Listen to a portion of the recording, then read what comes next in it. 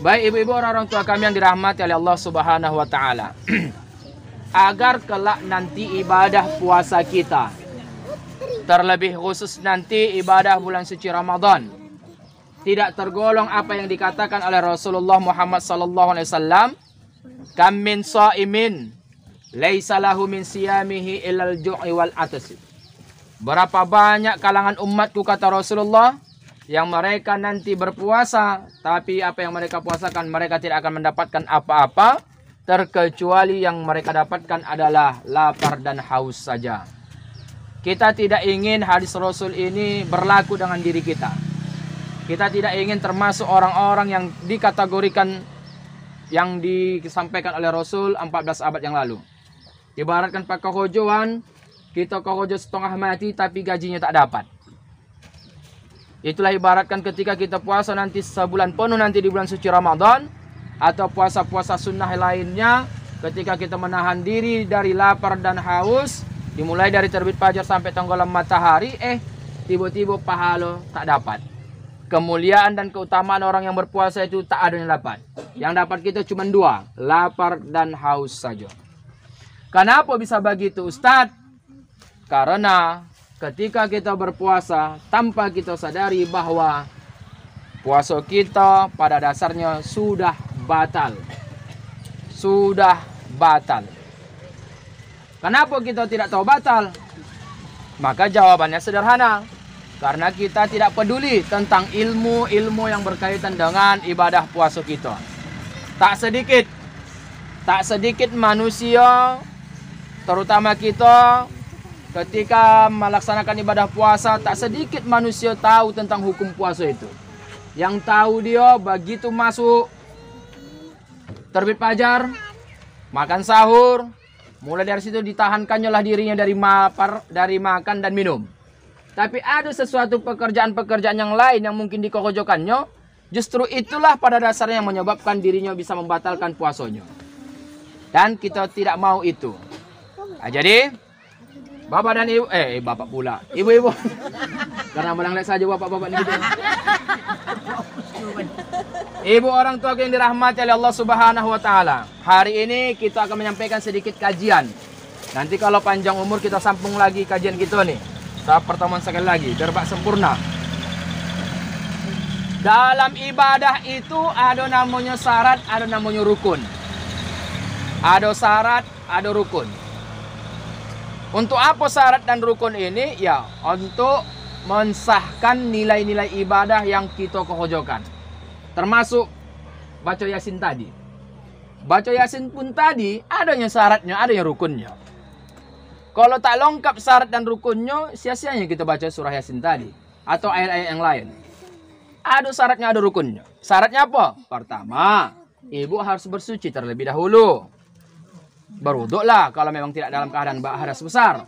Kalau dalam keadaan hadas besar, ya mandilah dulu. Tak ada pula sungai ya. Kau ngikutin itu. Bonda kalah. Gak bonda. Mandi. Itu pun mandinya tengok mandi juga.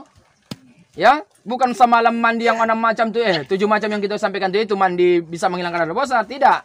Ada namanya mandi spesial untuk menghilangkan hadas besar. Diiringi dengan niat, kemudian mengalirkan air ke seluruh tubuh dan mengangkat najis. Barulah dikatakan mandi hadas besar. Dah.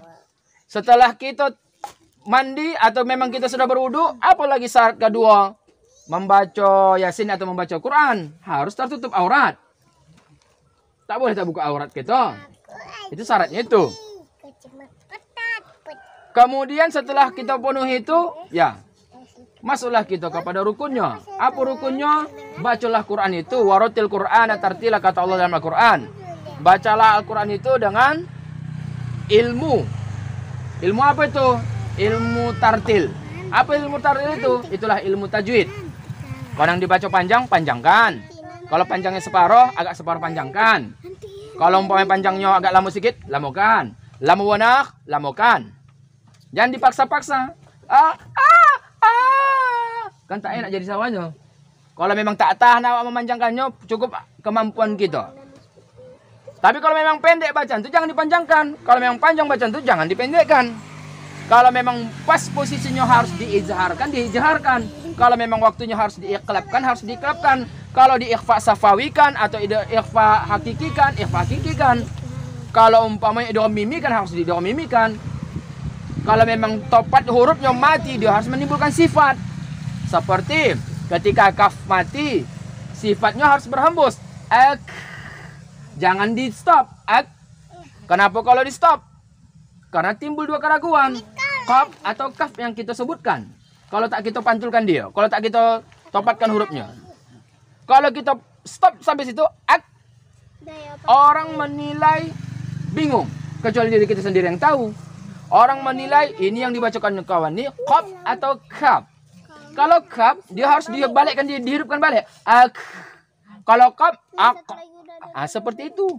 Ada namanya sifatul huruf. Ada namanya ahkamul huruf. Itu namanya rukun. Yang harus kita perhatikan dalam membaca Quran. Termasuk dalam membaca surah Yasin. Nah, begitu juga ibadah-ibadah lain. Ada syarat, ada rukun. Agar ibadah itu biar supaya sah. Begitu juga dalam ibadah puasa. Ondak puasa sunnah ibu. Ondak puasa wajib pun ibu. Berlaku. Syaratnya ada, rukunnya ada. Tapi kalau puasa sunnah dan puasa wajib, syaratnya sama. Begitu juga sholat. Sholat pun begitu. Hanya waktunya saja, syaratnya saya berbeda. Tak sah. Hari ini kita melaksanakan sholat duha. Kenapa tak sah? Karena sholat duha, syarat waktunya adalah di waktu duha. Tak sah. Ibu ondak melaksanakan sholat tahajud. Bolehkah kita melaksanakan sholat tahajud siang ini walaupun kita bangun dari tidur? Tak boleh. Kenapa? Karena syarat waktunya tertentu. Ya, begitu juga. Ada kadang-kadang orang membentang sejadah di lapangan pasir. Mampu kau sholat Idul Fitri? Sah? Tak sah. Kenapa tak sah? Belum waktunya. Tapi dari rukunnya itu semuanya sama. Semuanya sama. Ya. Begitu juga puasa. Ondak puasa wajib dan puasa sunat, rukun dan syaratnya sama. Nah, rukun puasa tak pala banyak-banyak, Bu. Cuman 2. Rukun puasa itu cuman 2. Ada niat, kemudian menjaga diri dari segala sesuatu yang membatalkan. Disebut namanya al-imsak. Menjaga atau menahan diri dari segala sesuatu yang membatalkan. Dimulai dari terbit fajar sampai tenggelam matahari. Nah, disinilah timbul permasalahan. Walaupun rukunnya 2, tapi hendak kita jagalah diri kita ini dari yang membatalkan. Dari yang membatalkan inilah yang banyak yang hendak kita pelajari. Ada 9.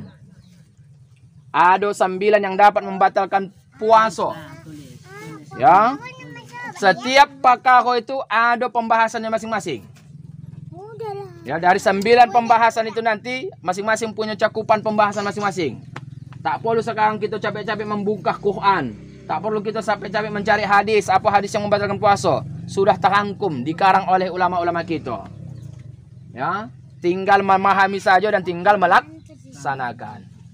Apa yang 9 itu? Yang pertama, yang dapat membatalkan puasa itu, baik puasa sunat maupun puasa wajib, makan dan minum yang disengaja.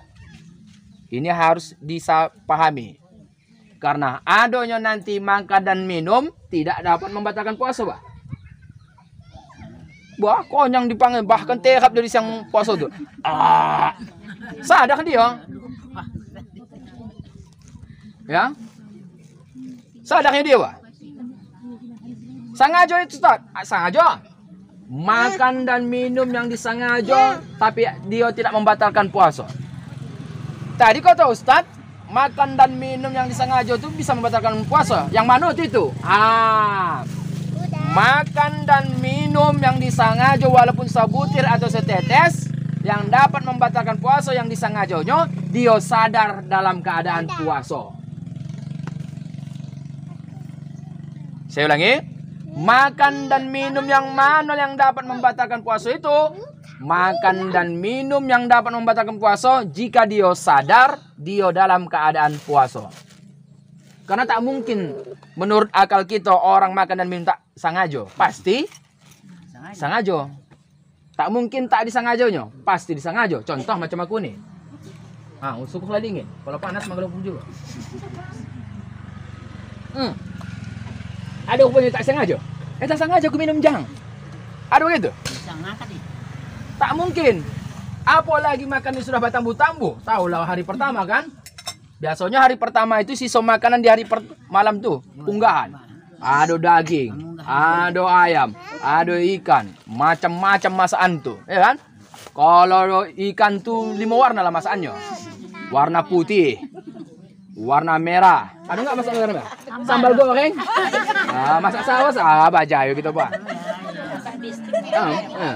Kemudian masak agak kayak hitam-hitaman. Bistik. Baru masak coklat. Ada masak kuning. Ada kuning kali. Ada masak tak berwarna. Kobus. Sampai begitulah dia semangatnya menyambut bulan suci Ramadan tuh. Semangat dia tidak puasa besok. Lebih-lebih makanan tuh makan sahur. Tapi begitu karena dia hari pertama, kebiasaan dia setiap pagi makan pagi, dibukanya nih. Mak, tumben banyak ini. Timbangkan mau bazir pula, makannya lah. Apalagi suami kita nih bayar hari ini dia ondak mendodos, perlu tenaga ekstra, makan. Bahkan dibikinnya bontot. Sadar nggak dia makan? Sadar. Tapi batalkah puasanya itu tidak? Batal kalau dia ingat, puasa kudang. Batal puasa. Tapi kalau tak ingat dia puasa, begitu, apa bang? Habis makanan bang.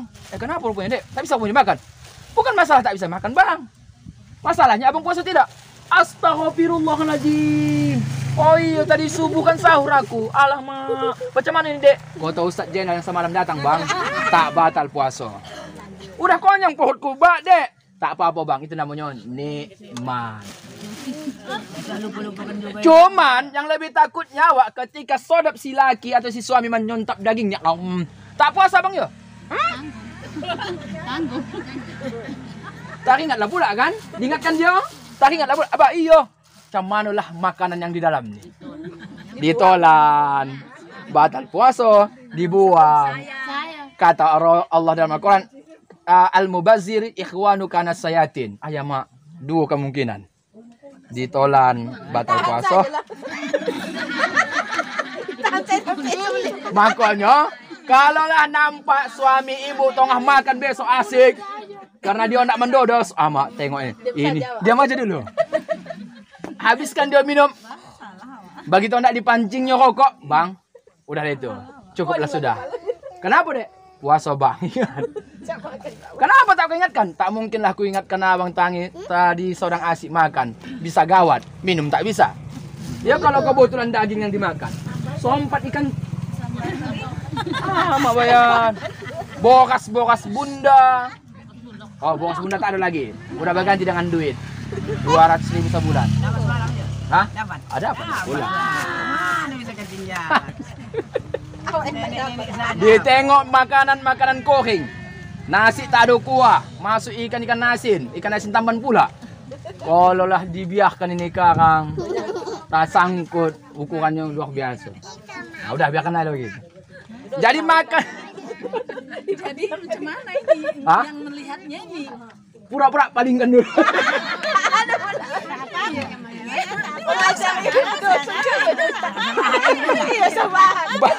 Bau udahnya pula bayar. Tengoklah kondisi laki awak tu. Tengok yang dimakannya pula sesuatu yang tak cukik-cukik pula nya. Kecuali tadi dia makan bubuk, ya kan? Tak apalah minum. Konyang. Ini dia. Tidak. Ingatkan ya. Ini tadi tu agak canda sedikit. Ingatkan bayar. Ingatkan. Jadi Ustaz pas kita ingatkan makanannya di mulut, maka muntahkan sajalah. Tak minum dulu Ustaz, tahankanlah. Apa nak boleh buat? Ya, bayar. Jadi makan dan minum yang mana yang dapat membatalkan puasa itu ibu? Makan dan minum yang disengaja dan dia sadar dalam keadaan puasa.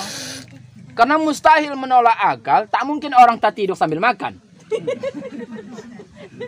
Tak mungkin. Yang kemudian yang kedua, tak mungkin orang yang makan, orang yang minum tak sengaja. Pasti. Ya kan? Kok sengaja itu kan? Jadi itu yang pertama, ibu orang tua yang dirahmati oleh Allah Subhanahu wa taala. Sebentar lagi kami pulang, Mbak. Nah. Begitulah kata Rasulullah dalam hadis kitab Sahih Al-Bukhari nomor hadis 1831 dan kitab Sahih Muslim nomor hadis 1155. Orang yang makan dan minum yang disengaja dan dia sadar dalam keadaan puasa, maka batallah puasa. Tapi kalau memang tak sadar dia dalam keadaan puasa, hanya dianggapnya seperti hari biasa, karena kebiasaannya seperti itu, maka tidak batallah puasanya. Oke. Itu yang pertama. Yang kedua, ibu orang tuaku yang kumuliakan karena Allah Subhanahu wa taala. Memasukkan sesuatu benda. Memasukkan sesuatu benda kepada rongga yang terbuka. Nah, disinilah permasalahannya paling banyak.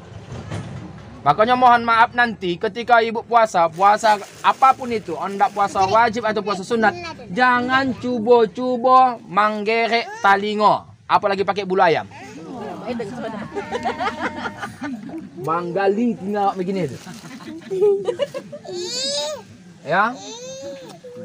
Hati-hati. Kenapa begitu, Ustaz? Karena bisa membatalkan puasa.